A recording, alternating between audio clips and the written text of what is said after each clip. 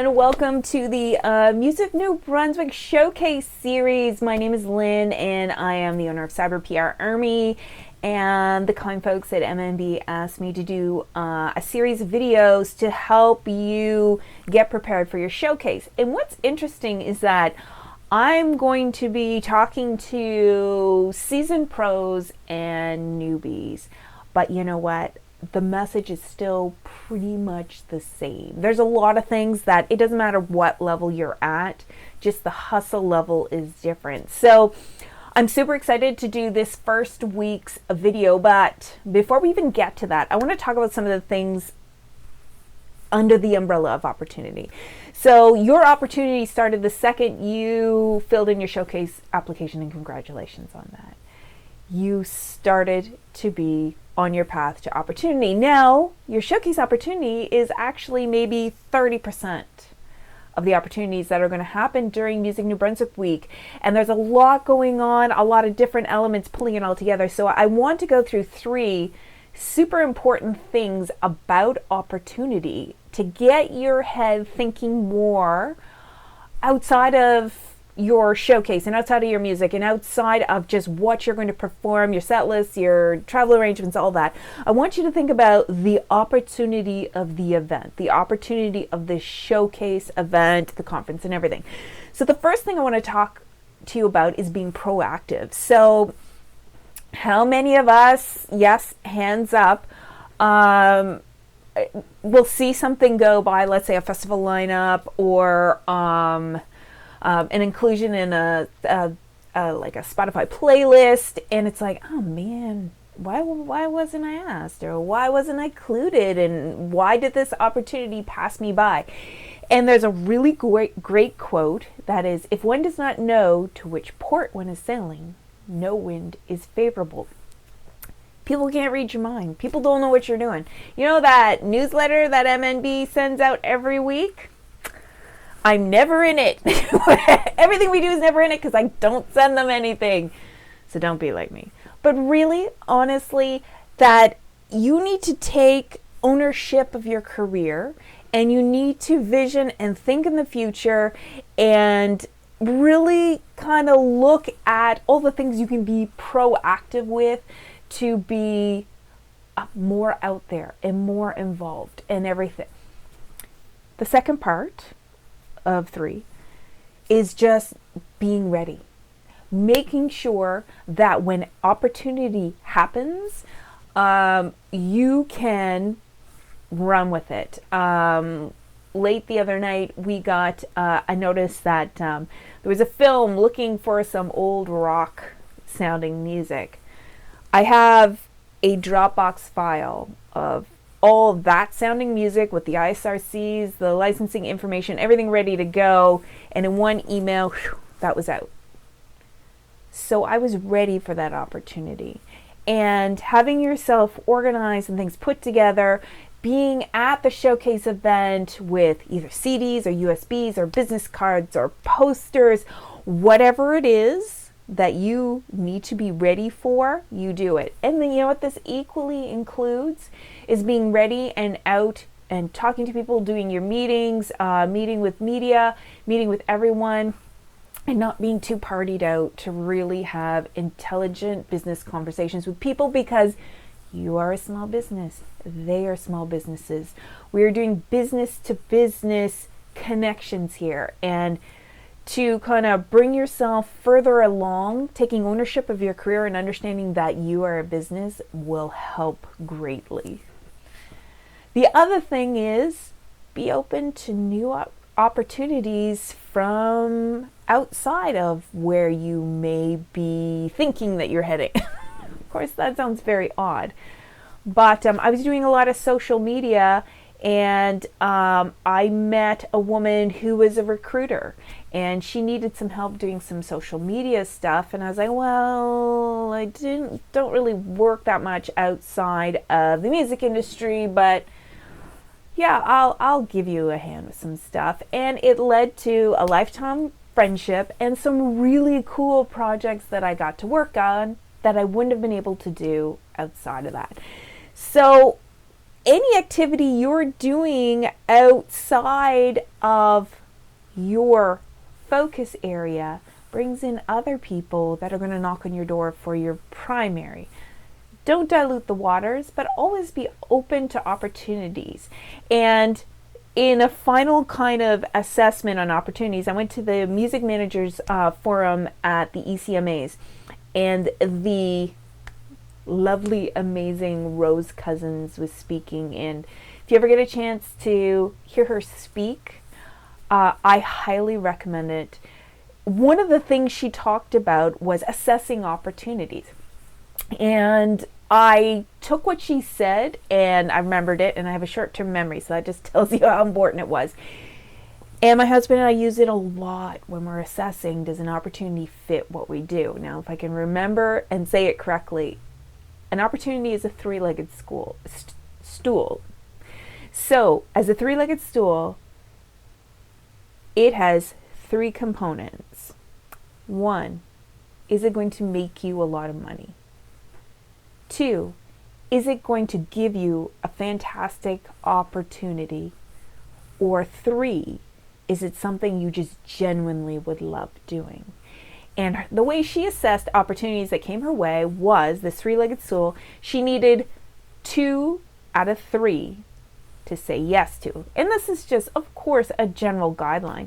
But you know, sometimes somebody's offering you, oh, it's a fantastic opportunity. And hey, maybe it is, but there's no money and you're going to hate doing it.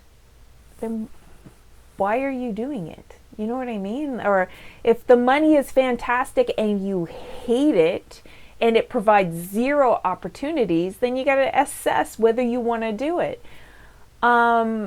I think kind of setting up your own level of how you assess opportunities, how you access them, how you're ready for them is a bit of an internal thing. But being ready to accept or just even power through the thought process on an opportunity can be pretty amazing. So this week, 5 things we're going to go through. 1, 2, 3, 4, 5. Yes. Creating a strategy for your showcase, how to pitch yourself, how to contact delegates before the event, contacting media with your showcase info, and how to get contact information. Creating a strategy for your showcase. Well, that's why I'm here. I'm going to help you. Creating a strategy for the showcase involves so much more than the showcase. First of all, you should be posting about it on social media right now. Honestly, it is so important. Pause this video right now and go post about it. Personally, I've seen the events posted from Music New Brunswick, but I haven't seen any individual showcase information. And one of the key things that I use when I'm assessing what I should do is I always flip the script. So here I am, I work in the music industry, and what's going to influence me to go to a showcase? A, there's some cool artists playing this year that I really want to see. But B could be more important or get me there before my own preferences, is that if somebody talks to me and asks me to go and I say I'm gonna go, I've given my word and I'm gonna go. So think about that. Somebody asks you to join them at an event, somebody says, hey, can you meet me at the movies, you are going to go because you've given your word. If you connect personally with people that you want at your showcase and they say they're going to go, there's a higher likelihood that they will go. So when you're getting your message out there, if I see somebody's social media message come across, hey, they're playing on the Friday night, I also might mentally commit to that. Now, something else comes up, I might not do it, even though it's more interesting because I've already mentally committed to that. There's a lot of psychology involved, but part of it is getting somebody to commit. Getting them to commit is getting the information to them. So, social media messages, get them out. If you don't know what to do, you blast a picture of yourself and you write when you're showcasing, and you write I would love to see you out there on your social media.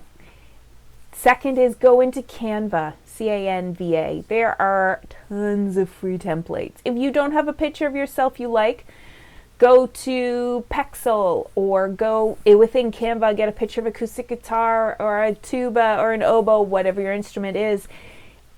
Plaster it on that social media. I want to see invitations and information about showcasing artists so that I can commit. I don't know who to go to. I need you to tell me and invite me and let me know when you're playing.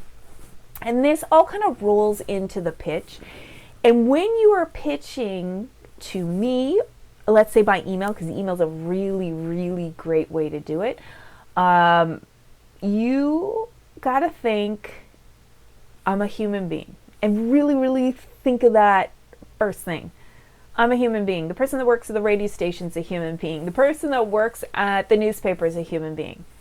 And just remember that. And if you can keep that in context when you write out your email, you're going to get more connections with people. So pitching yourself on social media, reach out. You're going to reach out on social media. You're going to Facebook message me. You're going to Twitter direct message me. You're going to Insta direct message me. You're going to email me. But as soon as I reply, you stick to that one format. And if you hit multiple social media platforms, be respectful. Usually start with one, but just be respectful, because some people don't like that. So start out with email, maybe go to Facebook, and then go, you know what, I couldn't reach on Facebook and email. I'm just going to try on Insta, and if we don't connect, would really love to see you at the show. The pitching yourself, again, is just being human. So in your email, writing it out saying, hey, I just wanted to touch base. I'm not sure if you have plans yet for Music New Brunswick week, but I would really love for you to come out and see what I'm doing now with my music. And if you word it in that certain way, it could be somebody I've seen a million times, but you say, I want you to see what I'm doing now, then you're tweaking the psychology of it that, hey, now you're doing something different and I should really get out there.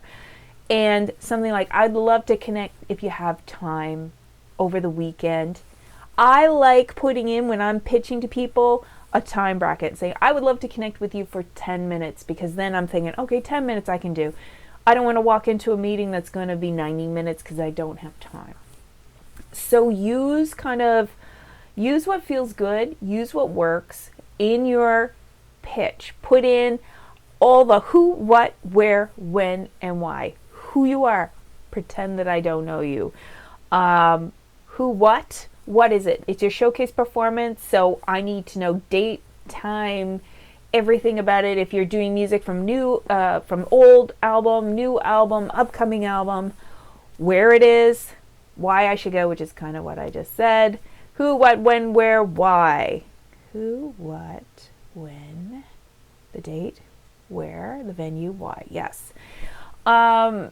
And really, don't just be generic. Be specific. Get me involved in what you're doing so that I will make you a priority. How to contact delegates before the event. Okay, this is so important, so important, so important, so important, so important. You have to.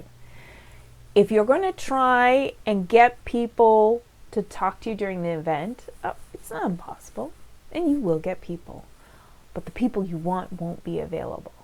And that's key. So of course you're going to sign up for the meetings, you're going to sign up for everything, but then there's the of delegates that you don't know. First thing you do, go to the Music New Brunswick website and find out who is presenting. So let's say Tim Hardy from SoCan is presenting. Okay, well there's no contact information. That's why they invented Google. Google his name. Actually, Tim isn't with SoCan anymore, so I'm not going to redo the video. I'll just kind of pretend that didn't happen. So Tim Hardy's coming to talk about publishing. Google his name. Google his name, Tim Hardy Publishing. You will find his email. You seriously will. It's not impossible. put it in a Google Sheet. Look up somebody else, look up my name, find my email. It's out there, it's on my website. Start building up your list. Is there managers you're interested in? Maybe you want to get hold of Cut. Maybe me, maybe somebody else. Google them. You will find their email. Put it in your spreadsheet. But make sure you're kind of keeping track of what. So it's like publishing, management, other artists maybe you want to tour with, because you're going to want to pitch each email and message a little differently. Now, that is the easiest way. And if you're going to something like the ECMAs, go see who is, usually they have a list of delegates.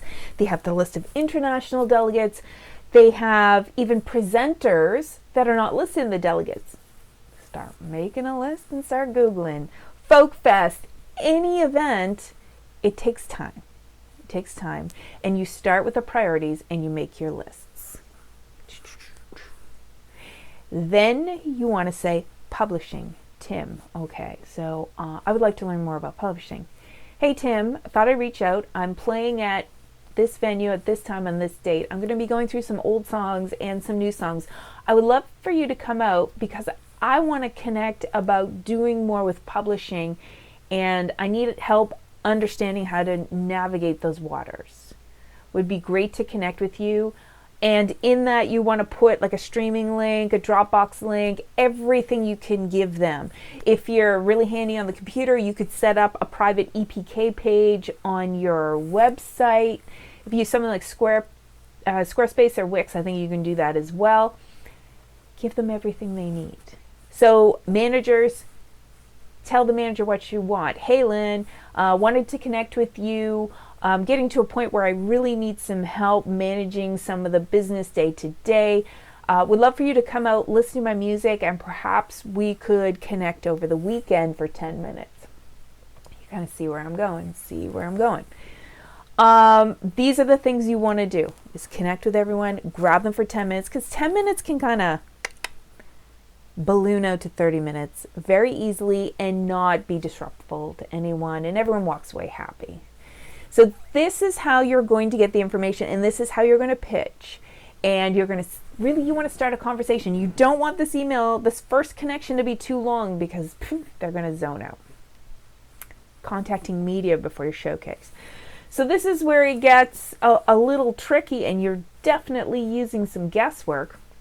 So for MMB Week, for example, you could reach out to media that is local to the city. So in Moncton, you may be reaching out to La Régie Nouvelle, you might be reaching out to the Times Transcript, you might be reaching out to local radio, local CBC. Guess what? If you had a list of 7 to 10, that would be wicked. And then your pitch. Hey, you're reaching out to CBC. Hey, I wanted to reach out. I'm showcasing at Music New Brunswick this year, this date, this time, this venue. And I would love to come in to talk about, and what are you going to talk about? Talk about the experience of Music New Brunswick since it's my first time, the experience of Music New Brunswick since I'm an old hack at it. Love to talk about my new album, love to talk about my tour, love to talk about my instrument. It doesn't matter. They're super interested. They want to include New Brunswickers. So make it easy for them with a story pitch. For places like C103, they have Pirate Radio, others, CJSE, tons of stations have individual programming. Really, again, Google, looking it up and finding out what they're doing for programming and finding the people to contact. And yes, it's very time consuming, and even more time consuming is keeping those lists up to date, but that's a whole other list of things to do. So in a nutshell, we've talked about creating your strategy for your showcase, which I'm going to help you with. And this week, what you're going to do is get out some social media posts, and you're going to make a list of people to contact and start contacting them. You're going to write your pitch email, which is going to be informal, really, ideally maybe 250 to 500 words. with a couple of quotes and some links. You don't want it too long, and you want to reach out. Let's say priority would be email, Facebook, maybe Insta or Twitter, and probably at that, if you haven't heard anything back, probably should rein it in. They're just not going to get back to you. But the thing is too, and this is interesting, is that because somebody doesn't get back to you doesn't mean they're not interested. It just means they have an insane inbox and you fell off the page. So never doubt your worth just because you fell off the page. Contacting delegates before the event and arrange meetings. Once you get that talk started, that is golden. And I didn't really go into arranging meetings, so I'm just going to expand on it right now. What I like to do is give people options. Say, hey, can we meet over the weekend? And usually they go, yeah, sure. When are you free? And it's like, ugh. And I go, okay, how about Friday afternoon, sometime between 2 and 4, or Saturday between 10 and 12, or Saturday between 3 and 5, or 7 and 9. I know it's pretty much just the only times that people could meet anyways. And they'll usually go back, well, Saturday at 8 p.m. is the only time. That's fine. Hey, it works. But giving people just kind of little slots that they can poke themselves into usually makes it very much easier, because they have busy inboxes and they need to make a decision pretty quickly. So they're like, done. I like to always choose the hotel where the event's happening, or the conference center where the event's happening, because a delegate will feel very much more comfortable at the hotel because they got an out. You don't want to meet at a private coffee shop with somebody you're just meeting, because it's kind of confining, and it's kind of, they are there specifically for that. They are stuck. They can only leave when they're kind of done. At the hotel, it's like, hey, let's meet at the bar, have a drink, or let's stop for coffee at the hotel. Sometimes I offer both and say, we can meet at the hotel or we can meet at the coffee shop across the street, whatever works best for you, what you think you're going to be doing. If you want to grab lunch, really put a lot of it in their ball court, so they will pick the environment and the activity that fits best for them. Contact media with your showcase information. Do it now, do it now, do it now, do it now, do it now. And plus email everyone, do it now too. Because the media would love to support you. They love supporting New Brunswick artists. So they, much like the very first thing I talked about, be proactive, be proactive. They are not putting you on the station. They're not including you in CBC programming because they don't know what you're doing. So get out there, get a hold of them. And how to get contact information. Start at the conference event and look through the delegates. Look through who's presenting, because sometimes they're not including the delegates. Look at the artists, in case there's artists you want to connect with, or artist management teams you want to connect with, or labels, or what have you. And then just start Googling. You won't find all of them, but check, do random, just Googles for their name. Facebook's another good place, and another really great place is LinkedIn, because all these business people have LinkedIn profiles. So you might be able to send them a message on LinkedIn. They won't have their email contact, but at least it's kind of a way. And Instagram too, if you want. So that sums up week 1. I would love to hear how you're doing. I would love to hear that you've made some huge social media posts and you arranged some meetings and you wrote your pitch and emails, and I'm interested to see if I get any emails from anybody that's going to be watching this. And yes, on to week 2. I can't wait. I'm super excited. I love this stuff. I love seeing small businesses, that's what we are, in the music industry, not just helping themselves, which is important, but helping each other and growing together. And really, the better you guys do at your showcase event, the better it is for all of us. So I want you to knock it out of the park. Until next week, we'll talk to you then.